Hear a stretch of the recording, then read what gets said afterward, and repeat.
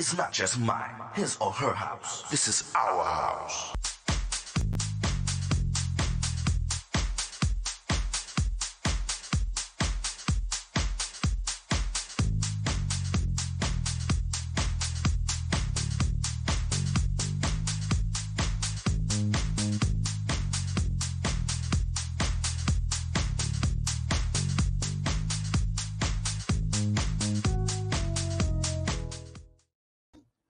Hello, everyone. My name is Tyrone Lowe. This is my show, The Legends.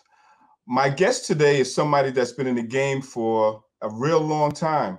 You heard him in Black Ivory. You heard him in Log. You heard him in Conversion, and the history just goes on. And I bring to you Mr. LEROY Burgess. Hey, LEROY. Hey, Tyrone. What's going on, dude? How you feel today? Everything's everything. I feel pretty good.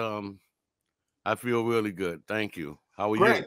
So we're going to go from the beginning because you have such a long history. And by the way, viewers, this is part one of LEROY Burgess series, which is actually going to be on the Legends. And so let's talk about the beginning, LEROY. Now, you started actually entertaining at a very early age, so let's talk about that with the viewers. Okay. At 14, I was a counselor at St. Charles Day Camp. I was about 14 years old. And I met a gentleman, another co-counselor. He was 14 too. His name was Larry Newkirk. And I was singing on the basketball court while the radio was playing. And he heard me singing and he started singing along. Then next thing you know, I was singing by myself and everybody was gathering around listening. So he asked me to join his group, which was called the Mellow Souls at the time. Okay. About a week after that, he asked Stuart Bascom to join the group. Now, over time, this is 1968. Over time, Larry and Vito Ramirez, two of the other members, they decided to step away to continue their higher education. And we managed to get a third member of our group, Russell Patterson. And so the three of us became the trio known as Black Ivory.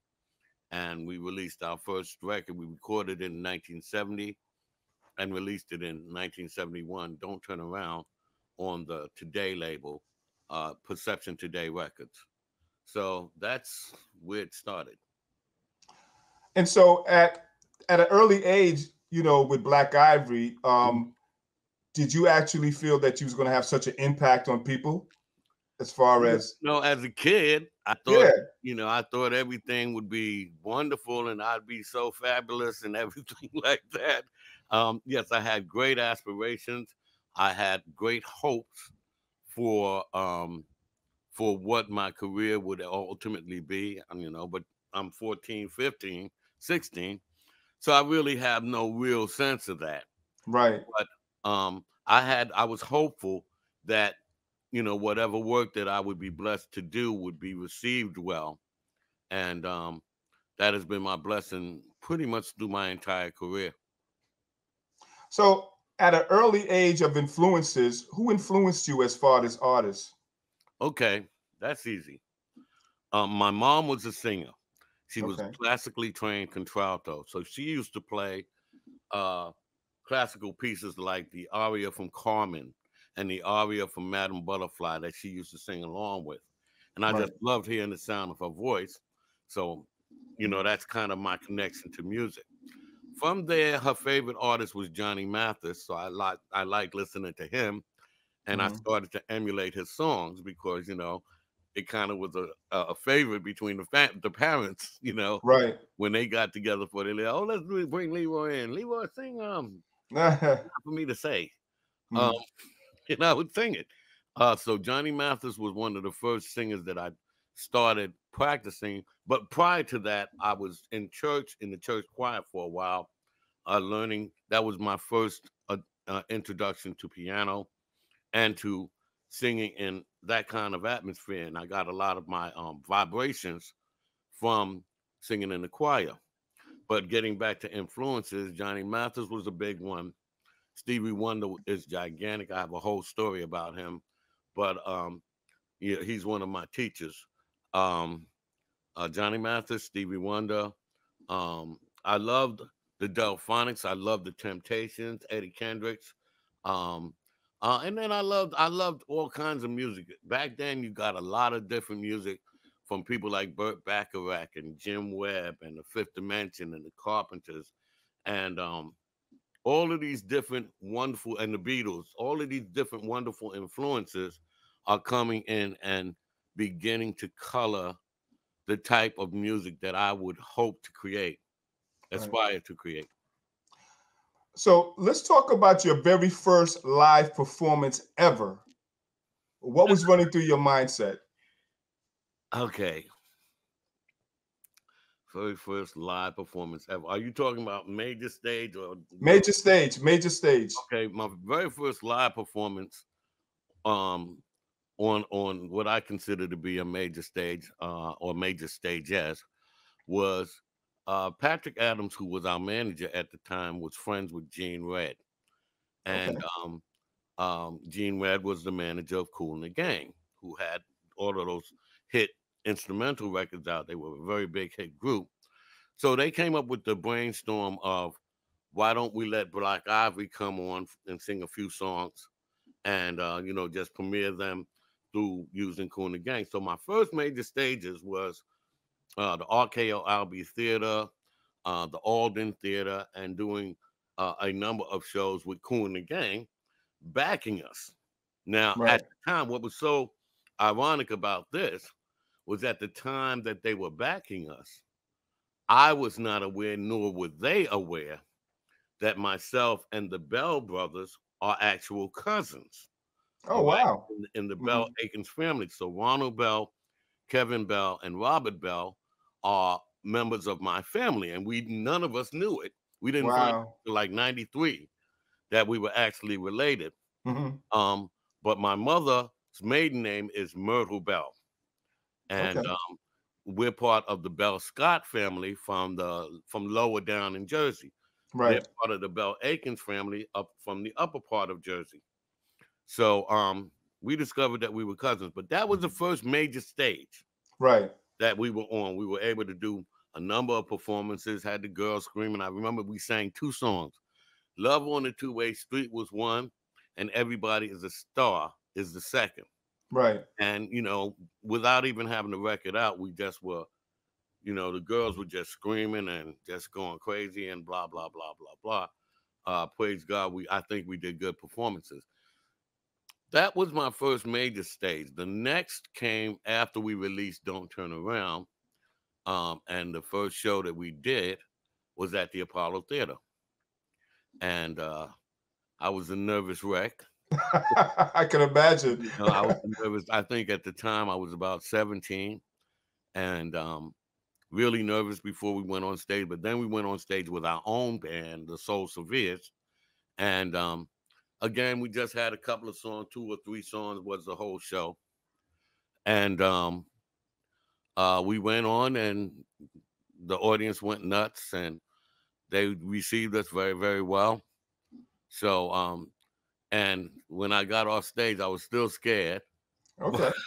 I felt like, I could hear the audience's response and so forth and so on. And I was very encouraged by that. Okay. If you had to go back to those days to do something, to correct something in that path, what would it be, Leroy? I don't know that I would correct anything, because even with the missteps and the mistakes, all of them provided lessons, things that I needed to learn that would come handy later on. Right. So I wouldn't remove any of those things, or I wouldn't change anything, because whatever I did then or whatever occurred then is part of the path that I was meant to travel. And to change it up would, change the trajectory of perhaps where I am now. Right.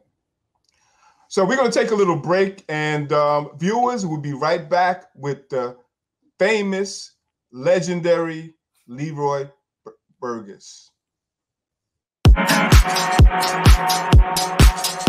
It's not just mine, his or her house. This is our house.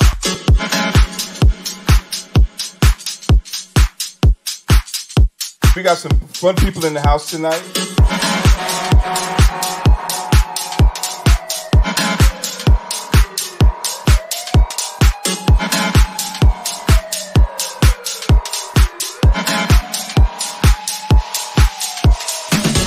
This is our house.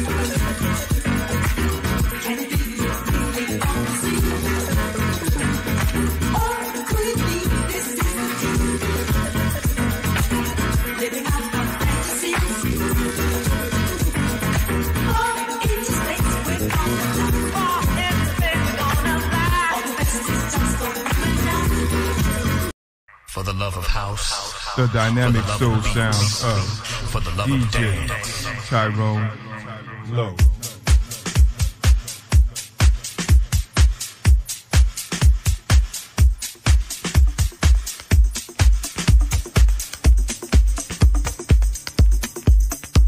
DJ Tyrone Lowe.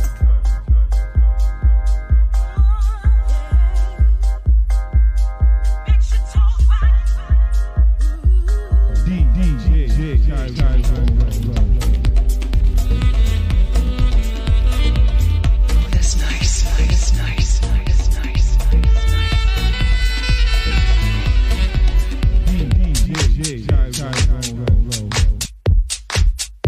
The dynamic soul sounds of DJ Tyrone Lowe.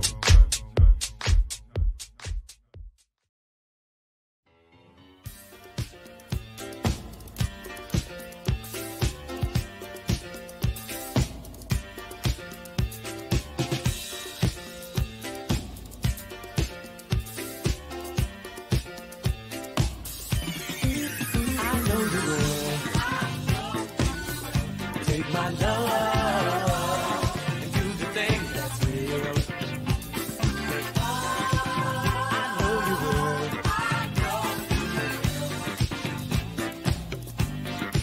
I've got to let you know there is nowhere that you can go. You'll never be, just don't go. I'll be there. You know I'm always somewhere near for my darling, yeah.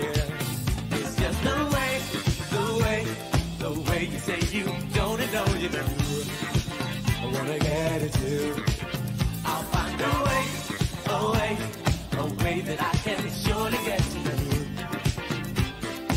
You can hide, I'll search the mountaintop, the ceiling top, and the walls start rocking. I'll search through every sea, through every tree, there'll be no stopping.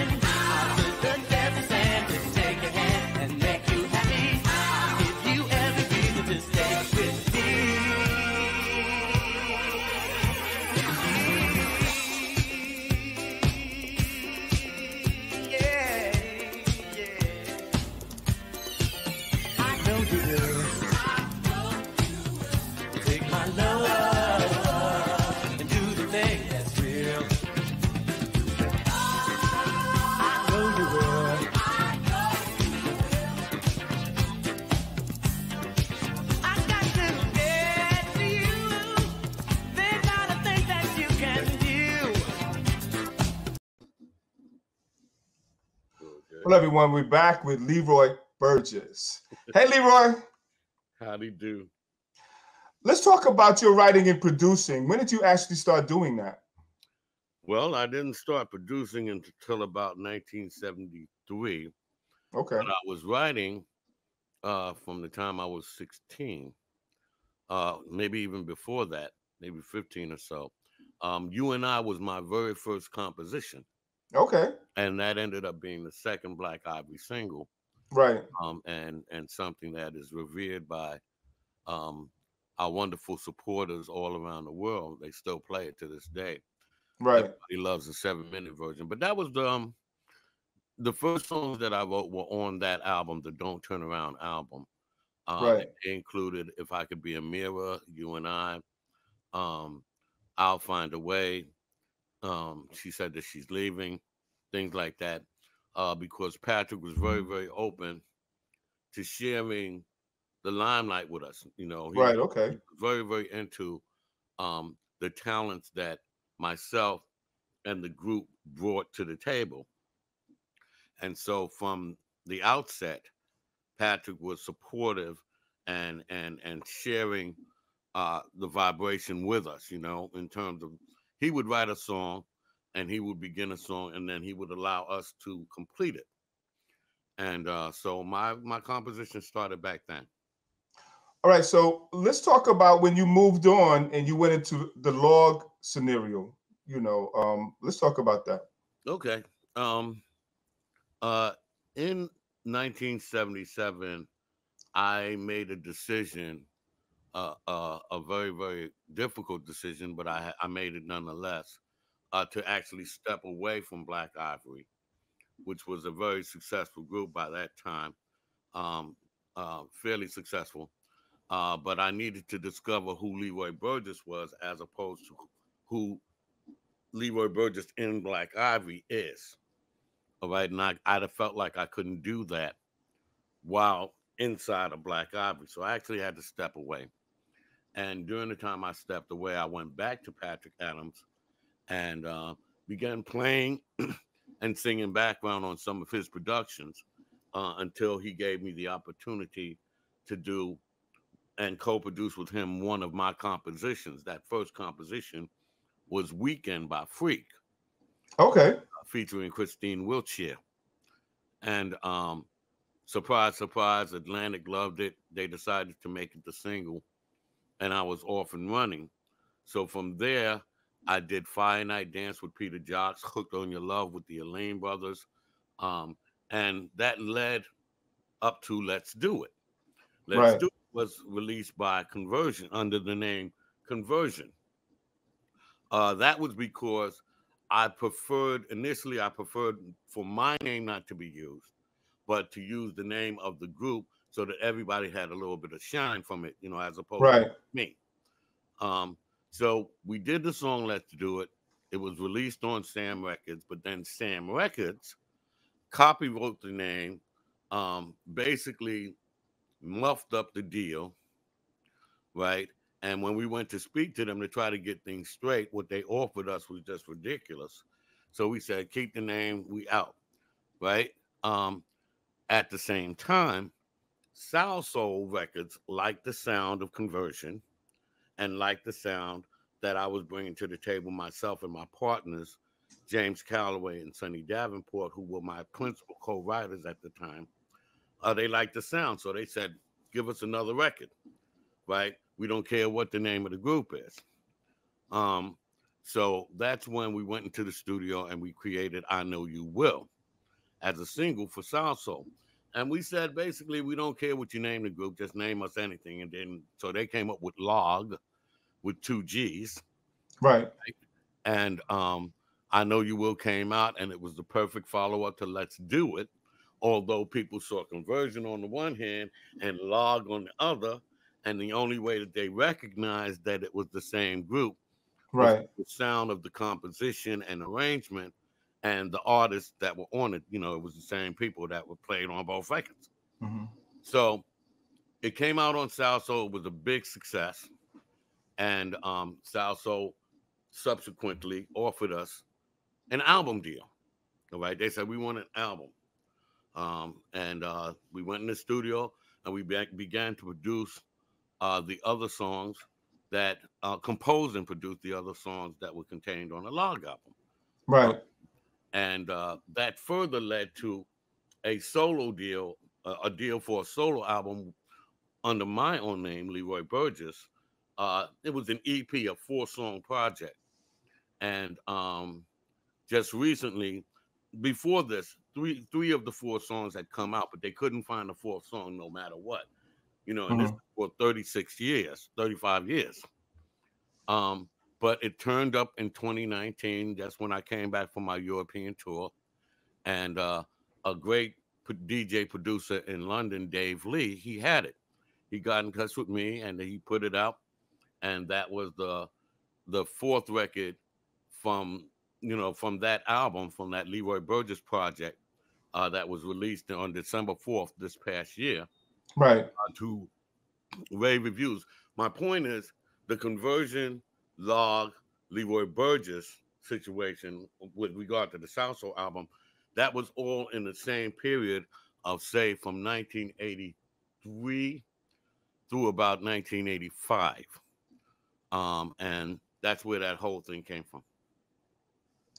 Okay, let's talk about your mindset actually when you're actually writing and singing. Let's talk about your energy. What are you trying to actually express to your viewers about the way that you sound, the way that you write, and the way that you produce? A little bit of background.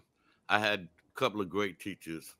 Herbie Jones was the lead chief brass arranger, rhythm and brass arranger for the Duke Ellington Orchestra during the time Duke was alive. He was one of Duke's main men.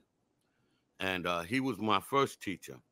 My second teacher was Stevie Wonder, who invited us. He had heard the first album, and he invited the group to the Apollo when he had a week-long gig there. And just like a little puppy dog, I was following him around everywhere he went. Of course. If I could come back, and if I could come back on the subsequent nights and enjoy the show. So we started hanging out. And during the time we were hanging out, he started teaching me. One of the things, to answer your question, was one of the things he taught me was the importance of what you say with your music. Because a musical song that you put out, you know, if it's successful, is a statement to the world that everybody hears, from older folks down to little kids. And you want to be careful about what you say and the energy that you put out to the world. So in terms of my composition, that became a mantra. Right. That I had to, whatever I was writing about, there had to be a positive side, an uplifting side, a side of joy, for lack of a better word, within the composition. And that's something that I strive to do and continue to strive to do in all my composition and production work. Okay. Now, we're talking about the music from then to now. Have you actually adjusted to the transition, you know, to the way that music really sounds now? That's a very insightful question. The answer is music is constantly evolving, just like everything else. Right. So what we have now is different from what we had then, which is different from what we had way back when. Right. And it suggests that what we have in the future will also be an evolution of that. So my thing is to follow what's in my heart and compose and try to be as true as possible. Right. At the same time, with due respect given to the era and what's going on in terms of what's current. So you want to kind of keep up with all of that in order to make sure that your message is received by as many people as possible. So in terms of the transition, yeah, I started out as a slow jam guy, right? Then in the 70s, I got into in the late 70s, early 80s, it was all dance stuff. First disco and then boogie, right? And then from there, I just kind of stayed in the dance world and the boogie world, and I continued to do that, just recently, I began taking a step into the world of hip hop, along with Patrick Adams, and we did an orchestration for the Universal Hip Hop Museum that was played at the United Nations, and that gave me my first, one of my first little steps into hip hop. Right. So, like I said, all of it is part of. All of that is part of musical evolution. You know, from hip hop, there's going to be something else that comes out. So, Leroy, we're going to wrap this up, and this is only part one of the series with Leroy Burgess. I'm flattered to have you on my show, and you were very informative, and we still have more things to talk about. And at this time right now, we're going to wrap it up. And this is another T-Lo video production. And you guys stand by for part two. It's not just mine, his or her house. This is our house. My assignment, my calling is to inspire, uplift. You have to make sure your people are partying. All I want to do is just bring joy to the dance floor and watch people dance. T-Lo.